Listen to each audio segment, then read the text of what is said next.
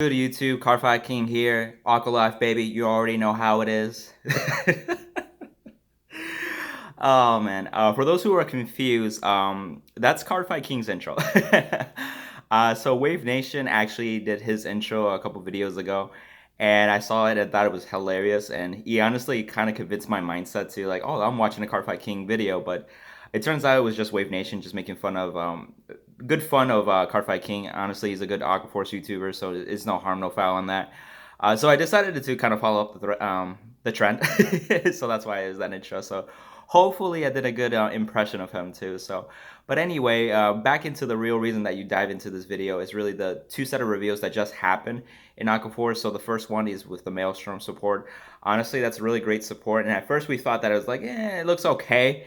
Wavenation even did a video that like, I don't think this is gonna push us to the next level. But then after play testing Wavenation, if you haven't seen his videos, he honestly is pushing decks out with the restand mechanical Maelstrom now that you can just guarantee them at restand. So I was gonna cover that, but honestly, we were invited by Senpai, and Senpai is an Aquaforce YouTuber, great content as well. He invited me, Wavenation, and CardFightKing out for like a four person podcast episode on his channel, and it turned out really great. It talks about Maelstrom with the new support at a deeper level, like against the meta game, some of the key aspects that you need to keep in mind. And so if you wanted to dive more into that, I think that video is much better than my first thoughts that I was going to initially do. So I'm going to put it somewhere in the links in the description at the end of the video, so you can just click on it. It's really good. I actually just re-listened to it. It turned out a lot better than I even expected it. I thought we already sounded good, and then after that, I was like, wow, this really turned out really, really good. So I definitely recommend watching that for the Maelstrom reviews and more of the in-depth conversation for the metagame for Maelstrom at that point too. But for the next set of reveals, we got 3 new cards. We have Petros the Retrain, which was our critical trigger for Favas, and now it's our Crit Sentinel. Really awesome. Phenomenal art.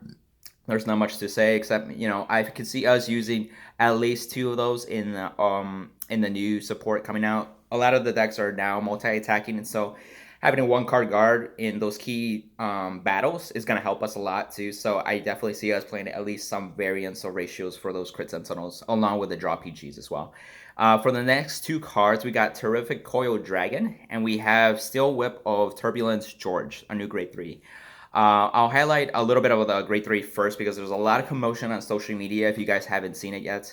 So he has 2 skills. I'll start with the non-important one and then end with the most relevant one. And so the non-important one is a Vanguard skill. It's an act.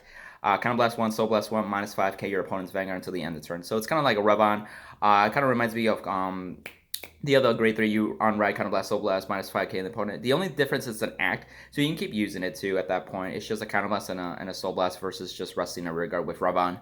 But the other skill is where it's key, is that it's a rear guard skill that when it attacks, stand one of your back rows. So at first it's like, that's kind of nice. You stand one of your back rows, and then I'm like, wait, do we have attackers in the back row?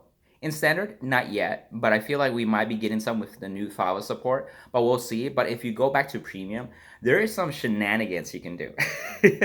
So when it attacks, it immediately stands a rear guard from the back row. It has no cost. It has no counter blast, no soul blast, nothing like that. So it's just on attack, restand one of your back rows. So guess what? If you use Commander Favas and you make it attack from the back row, it can choose itself. And so immediately, if you really realize that, you can have infinite attacks. And so that's pretty awesome if you really think about it. Game broken, probably, and Bushiroad might eroded it. But in terms of what's going on right now, there's no power gain. There's nothing you have to use other cards to really make it absurd. But if your opponent's at 5 damage, like they cannot take an attack. And if it's infinite attacks and it could actually hit Vanguard because it's a 12k base grade 3, then they're dead at that point. And so I wonder how Bushiroad's gonna interact with this, or not interact, but how they're gonna react to this. If they're gonna errata maybe a once per turn or something like that.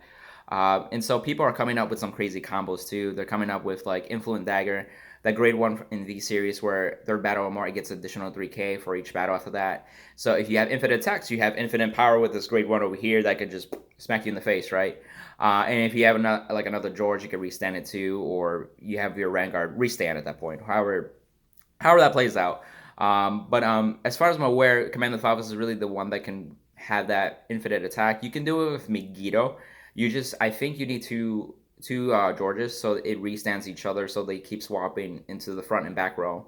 Megiddo allows you to attack from swapping, so you have to like restand one that's in the back row, then it swaps and then repeat itself at that point. And it gets plus 5k, so it's actually 17k. So it can hit pretty much any Vanguard at that point. I think with the exception of MLB. But anyway, that's really key. And then if you want to draw a lot of cards or even deck yourself out, then you could just pair it up with Bubble Edge. Bubble Edge is the old starter that you can put into Soul, choose a unit, and then fourth battle or more, you can draw a card. And that's not once per turn, so you can keep drawing cards at that point. So you could really set yourself up. If you're not even able to hit, you can draw a bunch of cards as much as you want and need. And then at that point, you can even deck yourself out for fun.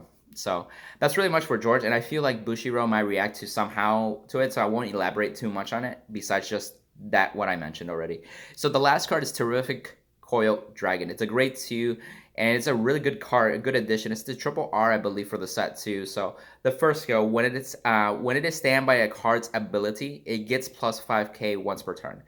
For the end of the turn, and it's a once per turn. So that way it becomes a 9k to it goes from a 9k to a 14k by itself. So it's like, huh, okay. So if it restands, it gets power. Okay, going in the right direction. I like it so far. The second skill though, when it attacks and it's the first battle, you can Soul Blast one and stand it.